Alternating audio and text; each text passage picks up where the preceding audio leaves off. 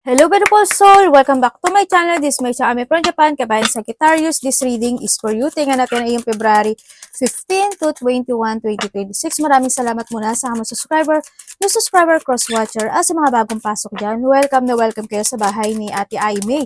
Salamat din sa nakataba ng puso niyo mga comments. At sa mga nagpa-personal reading, marami pong salamat. Kung gusto niyo na energy niyo lang talaga, ang gusto niyo makuha natin, all the details is in description below. Paki-check na lang. General reading tayo. Kunin mo lang ang sayo at itapon ang hindi naman sa iyo. Maaring vice versa.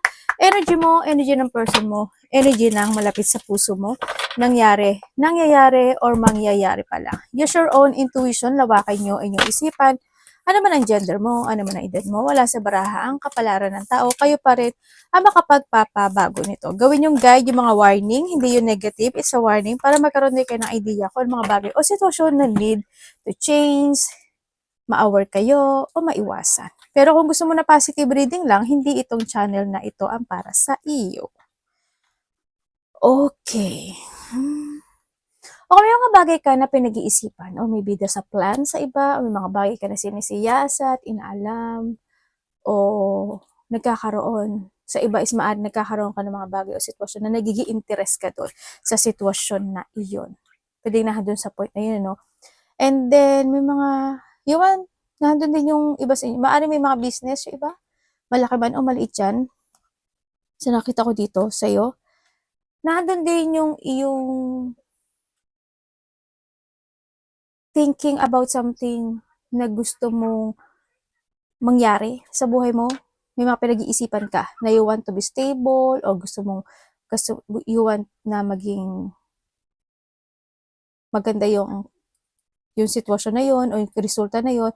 You try to make it balance any situation of your life kasi handun nga yung you want to be stable. Then sa nakikita ko sa inyo, may mga bagay rin ako na nakikita na hinihintay mo or nahandun yung point na nagkakaroon ka ng mga self-questioning into your life. Or nahandun yung on and off action or may mga hinihintay ka na sign or sa iba sa inyo is maaring nalo-loss of thought ka in some aspect of your life. Sa iba sa inyo ha. Iba dito, dissatisfaction eh. Iba, hindi naman, okay naman yung energy mo. So, nakita ko to, okay naman, stable. Kaya paano? Kasi nakaka-receive ka naman din talaga ng blessing. Ang hindi ko lang maintindihan sa iyo kasi is, may mga bagay ka na sinisiyasat. Naghahanap ka ng katotohanan, ganito ba, ganun ba, dapat ba, ano dapat gawin, ano solusyon, kung ano man yan. O nahandun yung point na may pagmuni-muni, ako na nakikita sa'yo, yun. Or maybe iba sa inyo is urong-sulong na isang sitwasyon or you want to retire with something. Pwedeng sa trabaho mo, sa relasyon mo, o kung ano mang bagay o aspeto ng buhay mo yan. Maring nandun yung point na yun yun ang nakikita ko. Naghihintay ka ng liwanag o naghahanap ka ng kaliwanagan in some aspect of your life. May some spying, ako nakikita, or maybe you spying, vice versa tayo. Nagkakaroon ng mga pagbabago when it comes to your perspective in life or nahandun yung point na you want to try a new path in your life or nahandun yung point na nagkakaroon ng disappointment in some aspect of your life. Maaaring nahandun ka sa point. Gusto mo kasi ng renewal sa iba or nahandun yung point na you want something renewal or you want to develop or nahandun yung sitwasyon na nagkakaroon ka ng mga new idea or new opportunities sa buhay mo. Yun nga lang, ano ba yung pipiliin mo sa buhay mo? Diba? Kaya siguro iba rin sa inyo is you're hiding your feelings or nahandin yung point na may mga bagay na sarili mo na lang din siguro. Nandun yung point na yun. You are manifesting something but there's an offering. Ako nakita kasi nga may naghihintay din. Ikaw naghihintay or nahandun yung point na may offer na hindi mo nakikita na dumarating. Kasi ang sabi kasi ng universe is si Sagittarius palagi ko yung ino-offeran na opportunity. Love life man yan or any opportunity in life. But you cannot recognize the message. Parang ganun sinasabi niya. Baka hindi mo ka napapansin. Or handun ka lang sa point na you're not willing to let go sa mga interest mo sa ngayon. Kaya hindi mo siya napapansin. Pwede rin kasi yung point na yun, hindi mo siya napapansin. Diba?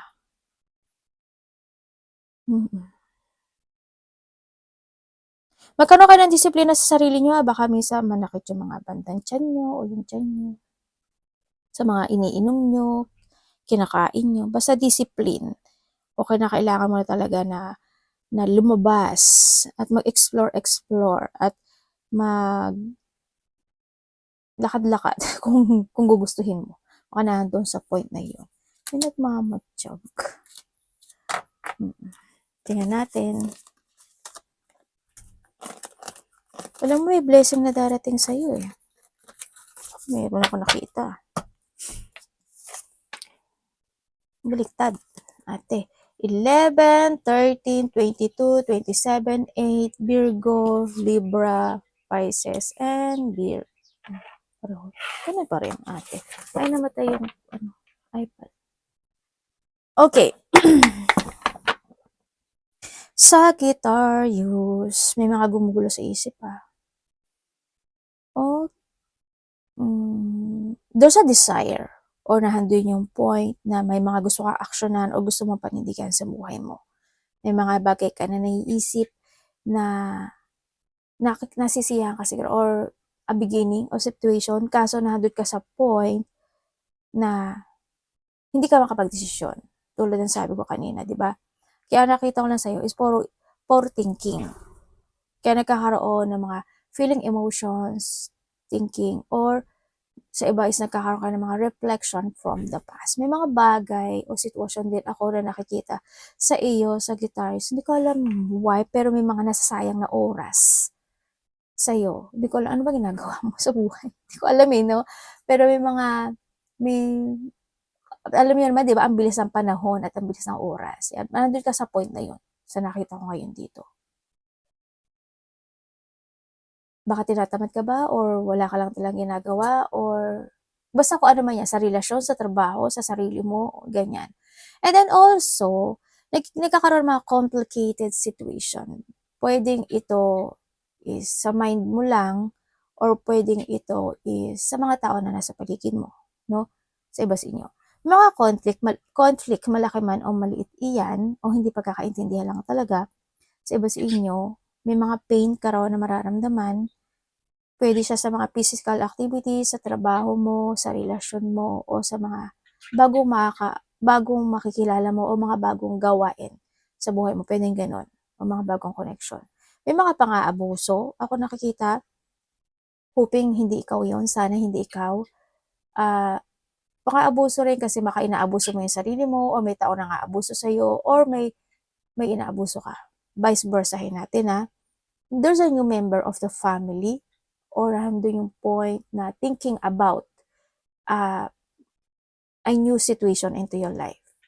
Sa iba sa inyo. Pwede na nandun yung point na iba sa inyo is mga new member of the family comes to a relationship, mga pet, yan, animals, or mga tao na new connection, or may mga bago, may mabuntis, or gustong magbuntis, o mabubuntis, or mga anak, ganyan. O pwedeng kakilala, ikaw, or mga pets. Pero kung kayo is gusto nyo magbuntis, kasi ang sinasabi dito, medyo complicated. Maaring may mga problema kayo, no, yung mga babae, may mga problema. Hindi ako doktor, hindi rin ako nurse, but kailangan niyo rin magpa-check up, no? Sa obagay ninyo. Obagay ni, vegan arte niya. Yun. Medyo may blockage kasi ako nakikita. No, kailangan niyo mag-decision. Kung gusto mo talaga mag-focus at gusto mo talaga ng magpa-check up kayo. Kasi medyo may problema ang kung nakikita dito. And then yun, yung iba sa inyo is may mga situation of multiple choices in life. May mga pag-aalinlangan, may mga gustong desisyonan, o may mga bagay na gustong magparaya, o may pagpaparaya, ibig sabihin, or separation, thinking, or magkakaroon. Pwedeng magkakaroon ng mga separate way, pwede mga pag-iwas, o mga magkakanya-kanya o pag-iisip man lang, pwedeng ganun sa iba sa inyo. May mga documents and papers ako nakikita no? Na dapat mo atang asikasuhin or maybe yun yung trabaho mo. Baka ganun. O kaya kung meron man, ayusin nyo na. No? Ako nakikita dito. May mga writing situation din, kung ano man yan, speech or writing. And then, makaka-receive ka daw ng news or message sa isang tao na may distance sa'yo. Pwede nasa ibang lugar, ibang bansa, probinsya, or kalapit-bahay. Or ikaw ito sa kanya. Pwede na doon sa point na iyon. So, iba sa inyo is may magtatapos eh. Hindi ko alam, there's an ending situation or ini-evaluate mo yung bagay na yun. There's an ending situation. Sana walang nawalang buhay. Siyempre, di ba? Sana hoping. Or sana wag din naman may nag-iisip. No? Or may binahandi yung pag-iisip talaga na sana mawala ka. Or andun yung ending situation. Marami kasing klase ng ending or loss situation, di ba? Palagi ko naman sinasabi sa inyo yan. Loss of trust, loss of someone's, or may tao nag-iisip sa'yo na gano'n, na lumayo ka, umalis ka, mga gano'n. Or nahandun din yung mga depression situation. May transformation mangyari sa'yo. May sakit kayo? Or someone may sakit? Or nahandun yung may nararamdaman sakit? Tingnan natin energy mo. Ay, baluga. Sadness meron. Ano ba yan? Namatay na naman yung iPad natin. Energy ni Sagittarius.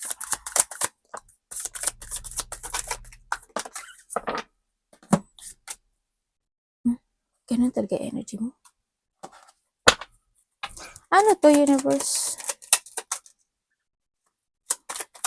Energy niya. Okay.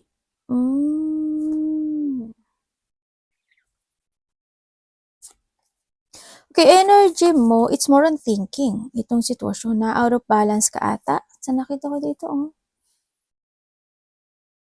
Sana wala kang sakit o nahandle lang yung pagiging emotional or overthinking, no? Ang energy na nakita ko dito is mga pag-iisip. Sana wala kang sakit o nahandle yun na i-imbalance ka talaga sa iba sa inyo. Nagkakaroon ng mga pag-aalala, worrying, stress, anxiety, depression, or nahandun yung mga point na maari din na hindi kayo gano'n nakapagtutulog. Diba? Baka may insomnia kayo o nagigising talaga kayo. Ganyan. O kaya is may mga nakapagpapa-worrying sa'yo. Ganyan. May mga, iba sa inyo baka nagkakaroon kayo ng mga nightmare situation. You feeling hopeless. Or maybe nahandun yung point na napofocus kayo in the past. Or nahandun yung point na nagkakaroon ng mga deep unhappiness situation sa inyo. Pwede nahandito rin yung point na magkakaroon ka ng connection sa isang babae. No? Yun. Hindi ko alam why. Pwedeng siya yung nakakapagpapastress sa'yo, o siya yung nakakapagpapa-worrying sa'yo, o siya yung nakakapagpapa-thinking sa'yo. Pwedeng ganun, no? Isang babae sa nakikita ko dito.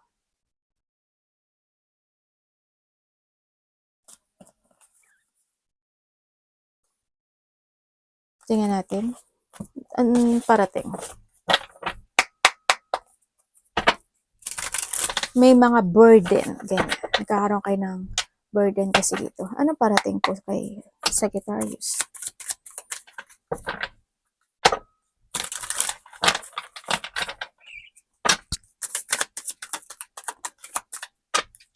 Parating kay Sagittarius.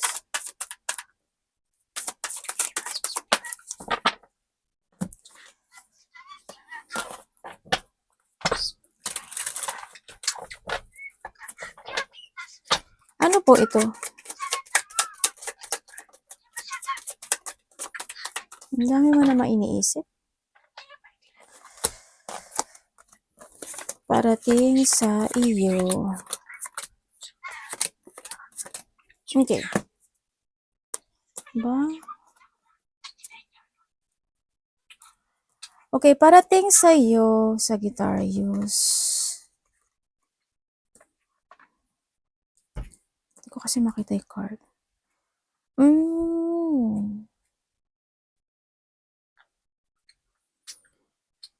Frustration. Dami sasabihin, frustration lang pala ate. Frustration. May mga biglaang magaganap o mangyayari. Ako nakikita sa iyo. Pero hindi ko alam why. Pero nandun ka kasi sa point na nagkakaroon ka ng choices sa buhay mo o nandun yung frustration talaga, no? When it comes sa iyo. Yan. May mga frustration o napoprostrate ka or mga sitwasyon na nalilito ka. Kasi ang dami mo rin kasing iniisip o may mga bagay ka na naiisip na gusto mong aksyonan. Ganyan. Na nagiging mabagal yung situation mo, no? Parang nagiging slow, ganyan. Ang nakikita ko sa'yo dito. Actually dito is may mga new project ako na nakikita dito. May mga, sa iba dito is nagkakaroon ng mga new interests with something. Pero but there's a boundaries. Hindi ko alam why. Nagba-boundaries ka ba? Or someone is may boundaries? Or nandun yung point na may pinoprotektahan ka lang?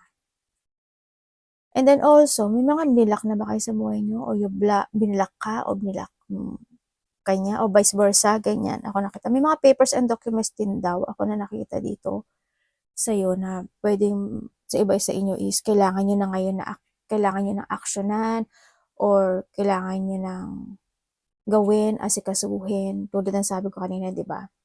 Yun. And then, may mga bagay ka na dapat pukusan. May mga pagpaplano ako nakikita sa iyo. Iba dito is magiging busy. And then also is,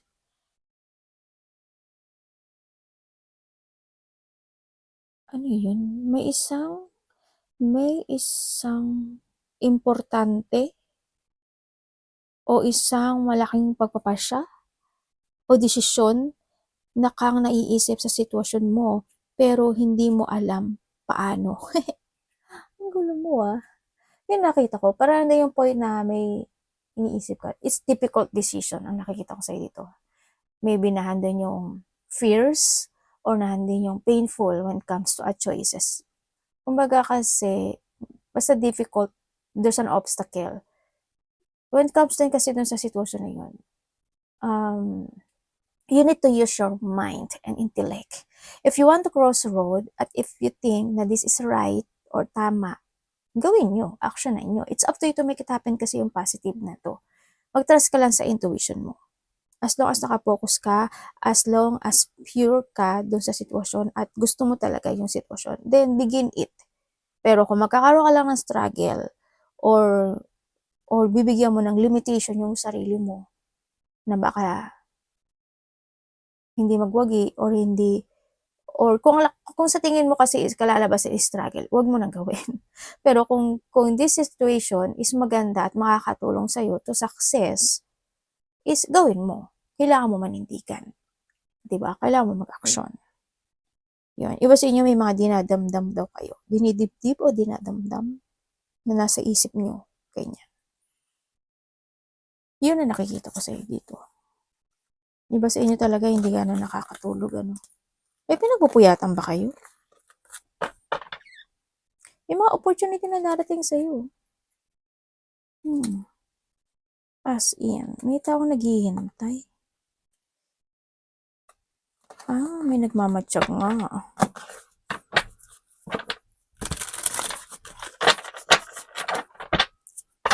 Ano dapat iwasan ni Sagittarius?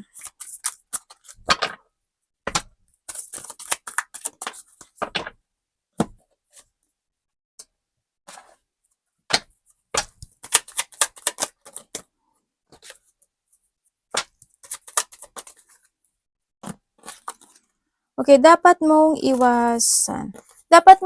Syempre yung lack of clarity ka, magkaroon ka ng self-doubt sa mga bagay na gusto mong gawin, magkaroon ka ng mga false impression, mapanghinaan ka ng loob, iwasan mo yun. Iwasan mo, syempre, hindi ka magpursige o magtiyaga sa isang sitwasyon na you want to success. But, ang sinasabi dito, try to analyze, no? Try to progress yung situation. Hindi naman niya sinasabi na gawin mo agad, di ba? But you need to be patient. Magkaroon ka ng mga ganong sitwasyon. Iwasan mo na hindi mo gawin yung ganong part. Yun. Mag-trust ka lang daw sa intuition mo and listen to your inner voice. Iwasan mo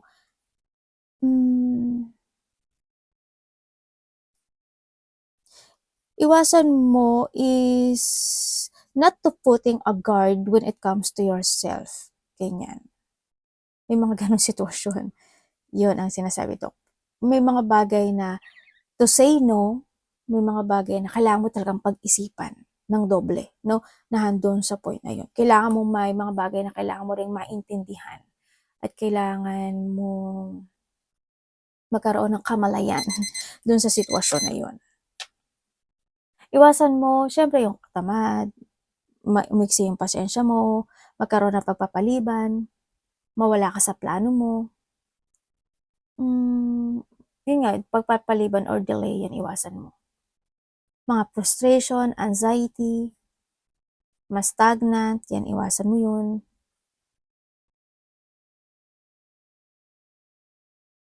And then, yun lang naman nakikita ko sa'yo dito. Pwede ako mag-add ng, mag-add ako Sagittarius, may nakikita ako na sana hindi ikaw, hindi mo energy. There's a scam situation. Ako na nakikita sa'yo.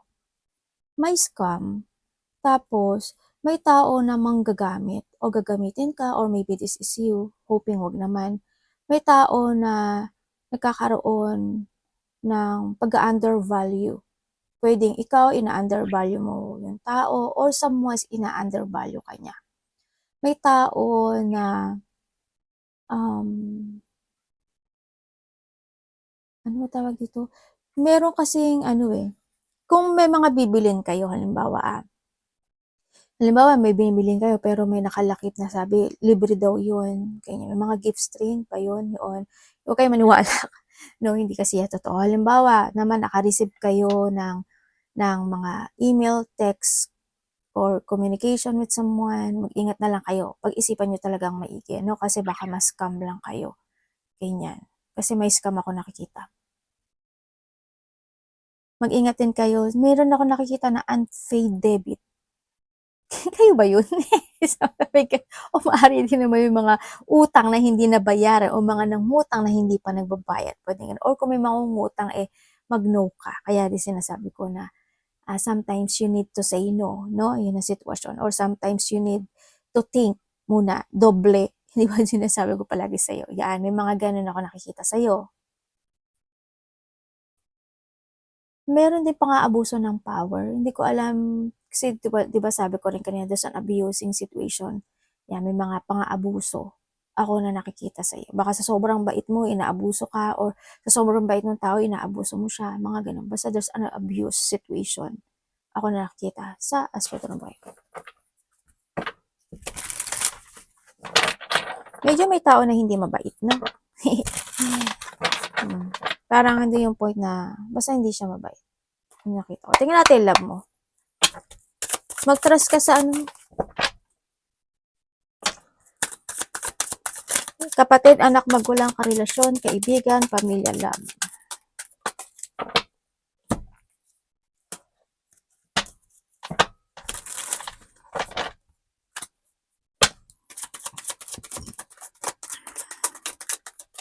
Gulo naman ang isip mo.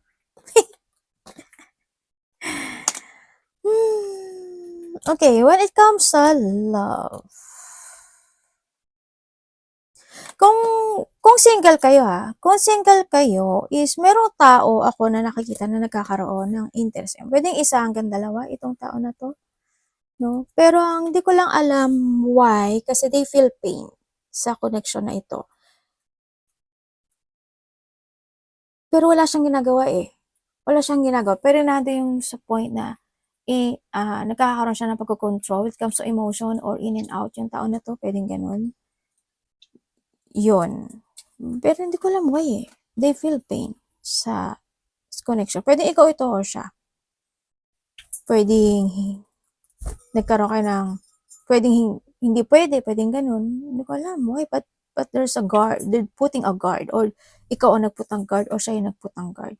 Yun nakita ko sa'yo. But still holding, no? Handa yung point. Hindi ko kasi nakikita yung action nito. Medyo mabagal itong tao na to sa nakita ko dito. Pero nakikita ko mukhang nagkakaroon kayo ng connection nito. O maybe ikaw naman ito. But hindi nga lang pwede. Di ba pwede na doon sa point na yon sa mga single dyan And yun, nagkakaroon lang ng doubt or paghihintay. And then yung kayo naman is nagkahiwalay. Oo, nagkahiwalay talaga kasi nagkaroon ng mga optional. Naging option yung sitwasyon o yung connection na ito, no? May mga siguro na bigla ka lang din o nagulat ka sa naganap o nangyari kasi nagkaroon na rin ng conflict, di pagkakaintindihan, disagreement. hanggang sa dumating na yung separation. Siguro isa sa inyo nagkaroon talaga, na-shock ka sa revelation na nakita mo, pwedeng ganun kasi nagkaroon pala siya ng interes sa iba o nag-interest siya sa iba, pwedeng nando sa point. Pinaglaban mo naman kahit paano, kahit masakit, nagpursige ka naman, you want peace, ginawa mo pa rin yung sitwasyon na maging okay ang lahat sa nakita ko dito, pero hanggang sa dumating na need to move on. Pero isa pa rin sa inyo is nandun pa rin na they still holding this connection. Gusto pa rin niya ng forgiveness. Wala naman ako nakikitang action sa kanya. Actually, dito sa Guitarius, kasi mabagal yung action niya, parang if it happen, happen. If it's not, okay lang din. But still, naghihintay pa rin siya kahit nasabihin niyang ganun. No, nagkakaroon siya ng doubt. Handi yung thinking pa rin na gusto niya ng getting together. Nagkaroon siya ng ando yung sadness na hindi niya pa rin ma-accept yung sitwasyon. They feeling abandoned, they feeling rejected, or it's more on sadness yung situation, no? Sa nakikita ko dito, gusto pa rin niya ng pagsasaayos. Kaso naguguluhan siya. Andun pa rin yung pag-iisip, daydreaming, and day fantasizing. Kung kayo naman is in connection sa Guitarius nitong tao na to, siguro minsan nagkakaroon kayo ng tampuhan nito. Siguro minsan nagkakaroon kayo ng hindi pagkakaunawaan ng tao na to, no? O nahandol yung point na pareho kayo mismo is marami kayong iniisip at nagkakaroon ng gumugulo o may mga gumugulo sa bawat isipan sa nakikita ko sa'yo dito. Kung hindi kayo nag-aaway ngayon, darating yung point na may mga struggle ako na nakikita what comes sa inyo. Pwedeng nandun din kasi yung struggle when it comes sa financial, ganyan. O isa sa inyo may mga hardship situation sa trabaho man yan o sa connection, o kaya hindi yung isa sa inyo is may mga nararamdaman na pain. Ganyan. Kung ano man pain yan, pwedeng may sakit o nakakaroon lang ng painful situation. Yun na nakikita ko dito. Kung kayo, yan, kasi mag-ingat ka na lang. Maghabaan nyo na lang yung pasensya nyo, no? Try to balance the situation. Kahit magkaroon naman kayo ng hindi pagkakaunawaan o na hindi yung mga bagay na tumatakbo sa bawat isipan na nagiging magulo, you still in a peace situation naman. Kasi isa talaga mahaba yung pasensya. You always forgive. No? And kung may mga third party, oo, meron talaga. Meron talaga. Kasi isa dito, makasarili, sa Kim. Yun na nakikita ko dito. Pero nasa sa inyo na yun kung paano nyo re-resolvehin yan. No? Kung kaya mo pa, edi good. Kung hindi mo na kaya, alam mo na yun. Ikaw na bahala. Mag-usap kayo, ganyan. Tingnan natin sa Guitarius. Money. Money po, ni sa Guitarius. Yun talaga, lumabas. Umangat siya. Yun talaga. Eto ako. The Lovers.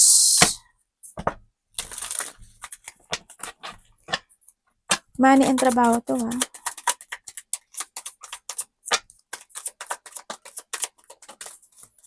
Okay, when it comes sa money mo, may konting depression or hando yung pag-aalala talaga pagdating sa money, sa nakikita ko dito, medyo low yung energy ng money mo. Hindi ko alam why. But still naman, kahit papaano may blessing naman na dumarating sa iyo. Sa nakikita ko sa iyo dito, no? Pwede na handun din yung point na may tao na malapit sa iyo, family man yan, or kung sino makapamilya, or kung sino man yan, na maaring makaka-receive. Hindi man siya family, but there's a blessing kasi ako na nakikita sa iyo. Yun. Pwedeng may hihingi sa'yo ng tulong o may tutulong sa iyo, o may magbibigay. Vice versa. Or may mga bagay na mga gagawin ka this time. Mga new project, doing something, passion, ganyan, na maaari yun yung makakatulong, idea man yan, yun yung makakatulong sa'yo para mas maging maganda yung pasok ng pera sa'yo. Kasi iba sa inyo, mga bagong trabaho yan, or iba sa inyo is mga idea or project, no, na parating. Yun yung makakatulong sa inyo when it comes to, kaperahan. Sa ngayon kasi medyo low yung energy. Yun. Medyo, hindi ko alam why. Hindi ko talaga alam why. Yun na nakikita ko. Yan, nagkakaroon din ng depression. But you try to make it balance kahit pa paano. At least hindi ka nawawalan, di ba? Kahit pa paano, may dumadating naman ng blessing. So, within the bago magtapos ang 2026, magiging maganda yung flow ng kaperahan nyo in life. Yun ang nakikita ko sa iba sa inyo. Iba sa inyo yung mga, it depends on you no? It's up to you to make it happen. Sa action nyo rin kasi nababatay yun sitwasyon. Action and idea. Tingnan natin ang advice.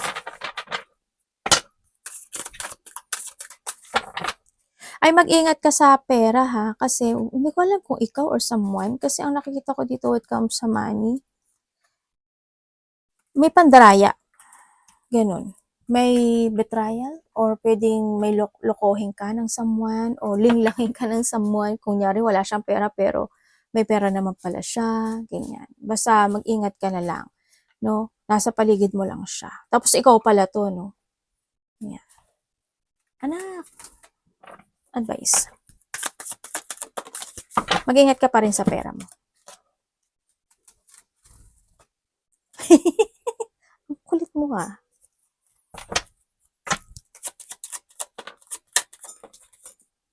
Okay, when it comes sa advice. Pagdating sa advice, sinasabi dito na kung may mga bagay ka daw na naiisip na makakasakit sa iyo o sa ibang tao, is huwag mo na lang gawin.